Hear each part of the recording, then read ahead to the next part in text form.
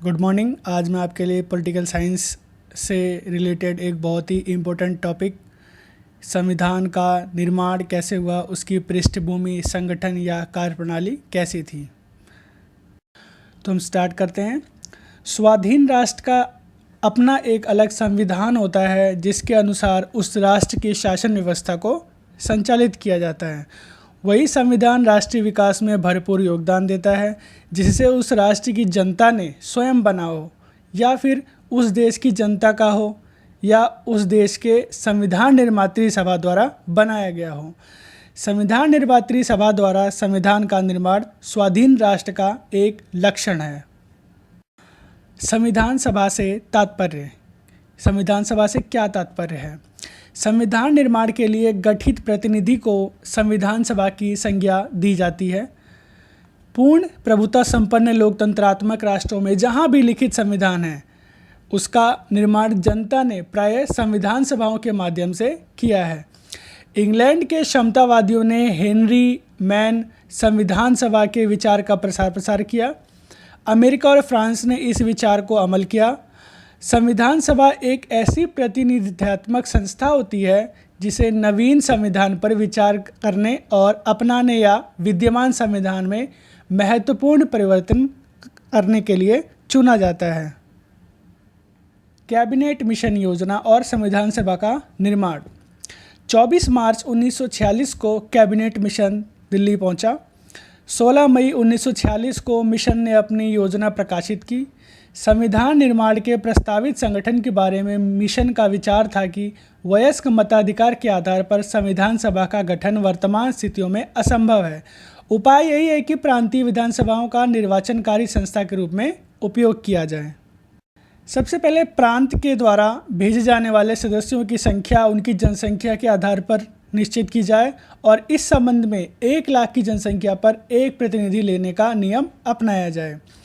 दूसरी बात यह थी इसकी कि प्रांतों को इस आधार पर दिए गए स्थान में उसमें निवास करने वाली जो प्रमुख जातियां हैं उनके स्तर पर विभाजित किया जाए। तीसरी बात थी रियासतों को अभी जनसंख्या के आधार पर ही प्रतिनिधित्व देने का निश्चय किया गया, किंतु उनके प्रतिनिधियों के चुनाव का ब्रिटिश भारत के संविधान सभा के लिए चुने गए प्रतिनिधियों की समझौता समिति और देशी रियासतों की ओर से बैठाई गई समिति के बीच आपसी बातचीत द्वारा तय होना था। चौथा था कि प्रांतों के अलग संविधान की भी इस योजना में व्यवस्था की गई थी। इसके लिए कहा गया कि संविधान सभा की प्रारंभिक बैठक के बाद सदस्य अपने आप को 3 वर्गों में बांट लें। पहला, हिंदू बहुमत वाले प्रांतों के प्रतिनिधि। दूसरा, मुस्लिम बहुमत वाले उत्तर पश्चिमी प्रांतों के प्रतिनिधि। और तीसरा, मुस्लिम बहुमत वाले उत्तर पूर्वी प्रांतों के प्रतिनिधि। इन 3 वर्गों के द्वारा पहले अपने अपने प्रांतों और वर्गों के और बाद में संघीय संविधान का निर्माण किया जाए। संविधान सभा के गठन और संविधान की इस योजना में कुछ दोष तो अवश्य थे, लेकिन इससे अच्छी कोई योजना भी नहीं थी। इस योजना का एक प्रमुख गुण ये था कि मुस्लिम लीग के विरुद्ध केवल एक विधानसभा की व्यवस्था की गई, अतः कांग्रेस ने भी इस योजना को स्वीकार कर लिया। संविधान सभा का गठन व चुनाव। कैबिनेट मिशन योजना के अनुसार जुलाई 1946 में संविधान सभा के चुनाव हुए। संविधान सभा के कुल 389 सदस्यों में से प्रांतों के लिए निर्वाचित 296 सदस्यों के लिए ही नहीं चुनाव हुए, बल्कि चुनाव के परिणाम स्वरूप संविधान सभा में जो दलीय स्थिति उत्पन्न हुई उसमें कांग्रेस के 208, मुस्लिम लीग के 73, यूनियन पार्टी के 1, यूनियनिस्ट मुस्लिम पार्टी का 1, यूनियनिस्ट शेड्यूल कास्ट का 1, किसान प्रजा पार्टी का 1, अनुसूचित जाति संघ का 1, सिखों का 1, साम्यवादियों का 1 और स्वतंत्र निर्दलीय के 8 सदस्य शामिल थे। संविधान सभा में अपनी स्थिति निर्बल देखकर मुस्लिम लीग ने संविधान सभा के बहिष्कार का निश्चय किया और 9 दिसंबर 1946 को संविधान के एक प्रथम अधिवेशन में मुस्लिम लीग के प्रतिनिधि शामिल नहीं हुए। अब लीग ने पाकिस्तान के लिए बिल्कुल अलग संविधान सभा की मांग प्रारंभ कर दी। कांग्रेस और ब्रिटिश सरकार ने इस बात के प्रयत्न किए कि लीग व्यर्थ का हठ छोड़ दे और संविधान सभा के कार्य में सहयोग करे, किंतु सभी प्रयास विफल हुए। अंत में भारत की संविधान सभा का गठन 3 चरणों में पूरा हुआ। कुल सदस्यों की संख्या 389 निश्चित की गई। देश का बंटवारा हो जाने के बाद संविधान निर्मात्री सभा की कुल सदस्य संख्या 324 रह गई, जिसमें से 335 स्थान प्रांतों के लिए और 89 देशी राज्यों के लिए थे। संविधान सभा के गठन के बाद 14 अगस्त 1947 को जवाहरलाल नेहरू ने कहा कि स्वाधीनता और सत्ता अपने साथ उत्तरदायित्व लाती है।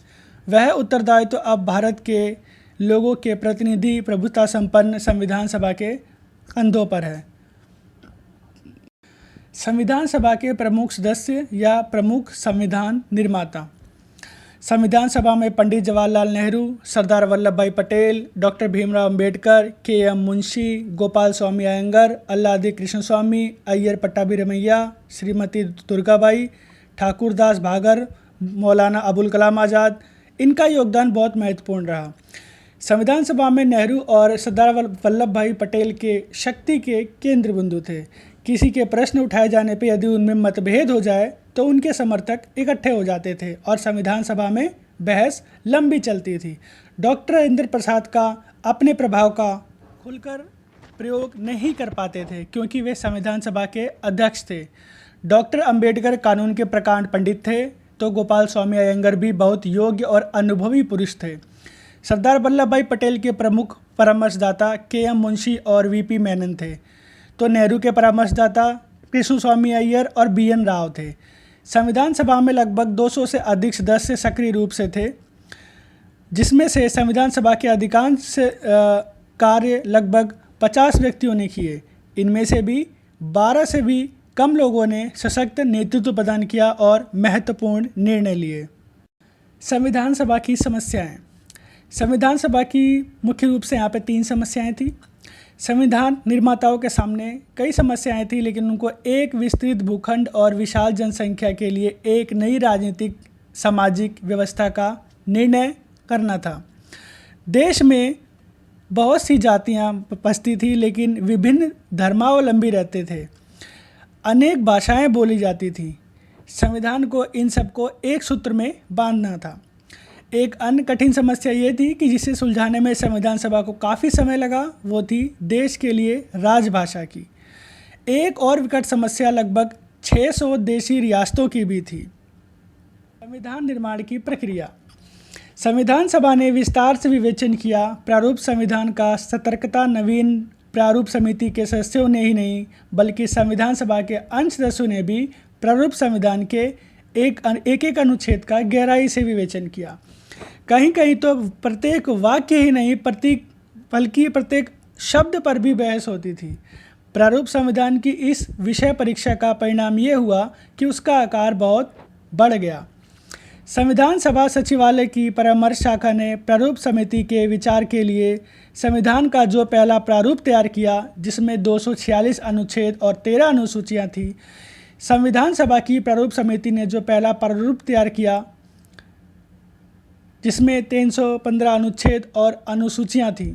जब प्रारूप समिति का दूसरा वाचन समाप्त हुआ तो संख्या 386 हो गई और दूसरे वाचन के बाद जब संविधान अंतिम रूप में स्वीकार किया गया, तब उसमें 395 अनुच्छेद और 13 अनुसूचियाँ थीं। प्रारूप समिति में संशोधन के 7,635 प्रस्ताव सदन पटल पर रखे गए। इनमें से सदन में कुल 2,473 संशोधन प्रस्तुत किए गए। भारत की जनता ने संविधान निर्माण सभा की कार्यवाही में बहुत ही रुचि ली और दर्शक दीर्घा में 53,000 दर्शकों को प्रवेश मिला था। संविधान सभा का दृष्टिकोण। संविधान के प्रमुख प्रावधानों के संबंध में संविधान सभा के दृष्टिकोण की विवेचना निम्न प्रकार से की जा सकती है। पहला है प्रस्तावना। संविधान की प्रस्तावना में अभिव्यक्त विचारों को संविधान सभा ने अपने प्रथम अधिवेशन में ही उद्देश्य प्रस्ताव पारित करके स्वीकार कर लिया था। प्रस्तावना के प्रारंभ शब्दों में यह भाव निहित है कि संविधान का जो उद्भव है वो जनता की इच्छा से हुआ है और जनता की इच्छा से उसे चलाया जाना है। दूसरा है मौलिक अधिकार। पाश्चात्य संविधान में मौलिक अधिकारों की धारणा का उदय जनता विशेषतया मध्यम वर्ग को शासक वर्ग की निरंकुशता से बचाने के लिए हुआ था। इन अधिकारों की पृष्ठभूमि भी यही थी। मौलिक अधिकारों की व्यवस्था करते समय जो इसके निर्माता थे वो इस बात को जानते थे कि जिस पृष्ठभूमि ने अमेरिकी अधिकार प्रथा को जन्म दिया है उसके दिन अब समाप्त हो चुके हैं और उनका स्थान कल्याणकारी राज्य की धारणा ने ले लिया है। तीसरा है नीति निर्देशक तत्व। संविधान के चौथे अध्याय में नीति निर्देशक सिद्धांतों की अपेक्षाकृत संक्षिप्त वाद विवाद हुआ। संविधान सभा के कुछ सदस्यों विशेषतया काजी सैयद करमुद्दीन, हरि विष्णु कामत, नसीरुद्दीन और केटी शादी ने भी इस बात पर विशेष बल दिया कि इन सिद्धांतों का क्रियान्वयन राज्य के लिए अनिवार्य होना चाहिए। इसी बात को ध्यान में रखते हुए यह संशोधन में प्रस्तुत भी किया गया कि शीर्षक में निर्देशक के स्थान पर मौलिक शब्द का प्रयोग किया जाए। चौथा है संघीय कार्यपालिका राष्ट्रपति के संबंध में। BN राव ने लिखा है कि कार्यपालिका के प्रकार का चुनाव नवीन संविधान की रचना में सबसे अधिक महत्वपूर्ण था। संविधान निर्माताओं को 3 प्रकार की कार्यपालिका में से किसी एक का चुनाव करना था। यह थी स्विस की कार्यपालिका, अमेरिकी कार्यपालिका और ब्रिटिश कार्यपालिका। संविदा इस प्रश्न पर मतभेद था कि सभा के गैर कांग्रेसी सदस्य विशेषतः शिया मुस्लिम सदस्य स्विस की कार्यपालिका चाहते थे। कुछ अन्य शक्तिशाली केंद्रीय सरकार की आवश्यकता अनुभव करते हुए अमेरिकी ढंग की कार्यपालिका के पक्ष में थे, लेकिन संविधान सभा के अधिकांश सदस्य संसदीय कार्यपालिका के पक्ष में थे। यह भी सोचा गया कि व्यवस्थापिका और कार्यपालिका के बीच संघर्ष को संसदीय कार्यपालिका अपनाकर ही रोका जा सकता है। पांचवा है संघीय कार्यपालिका मंत्रिपरिषद से। सभा में मंत्रियों की योग्यता संबंधी प्रावधानों पर भी बहुत वाद विवाद हुआ। महावीर त्यागी का मत था कि मंत्रियों के लिए कुछ शैक्षणिक योग्यता भी निर्धारित की जानी चाहिए, तो कुछ सदस्यों को यह मान्य नहीं था। प्रशासन में शुद्धता बनाए रखने के लिए श्री कामत और का एक मत था कि मंत्रियों के लिए नियुक्ति के समय अपनी आर्थिक स्थिति का ब्यौरा प्रस्तुत करना अत्यंत अनिवार्य हो, लेकिन डॉक्टर अंबेडकर को इस सुझाव पर संदेह था। सातवां है संघीय संसद। KM पहाड़ीकर, गोपाल स्वामी अयंगर और कृष्णा स्वामी अयंगर ने द्विसदनात्मक संसद का समर्थन तो किया, लेकिन मोहम्मद ताहिर ने द्वितीय सदन के प्रावधान का विरोध किया। शिब्बन लाल सक्सेना ने भी ताहिर के इस मत का समर्थन किया और द्वितीय सदन की संरचना प्रजातांत्रिक है और इसे देश की प्रगति में अनावश्यक रूप से ये बाधा पड़ सकती है। श्री जयशंकर प्रसाद ने भी यही सुझाव दिया कि संसद एक सदनीय बनाई जानी चाहिए। आठवां है वयस्क मताधिकार। वयस्क मताधिकार जिसके फलस्वरूप निर्वाचक की जनसंख्या 3,50,00,000 से बढ़ाकर 17 करोड़ हो जाने वाली थी, लागू की जाए या नहीं। मौलाना आज़ाद ने कहा कि इसको 15 वर्षों के लिए स्थगित कर दिया जाए। इस पर राजेंद्र प्रसाद और जवाहरलाल नेहरू ने कहा कि वयस्क मताधिकार कांग्रेस द्वारा दिया गया एक वचन है जिसे तोड़ा नहीं जा सकता, इसलिए उसको जल्दी से जल्दी लागू किया जाना अनिवार्य है। यह प्रस्ताव करतल नाद के साथ पास हुआ। 9वां है जम्मू और कश्मीर। नेहरू इस पक्ष में थे कि जम्मू और कश्मीर के राज्य के साथ विशेष उपबंधों के बारे में एक धारा संविधान में शामिल की जाए, जिसका अंतर्निहित अर्थ था कि भारत संघ का अंग होने के बावजूद उस राज्य को अपना एक अलग संविधान होना चाहिए।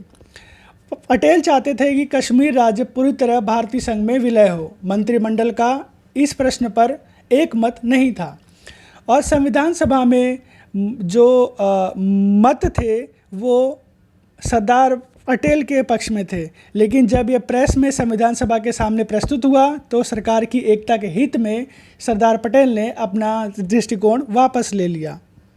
10वां है अल्पसंख्यकों की सुरक्षा।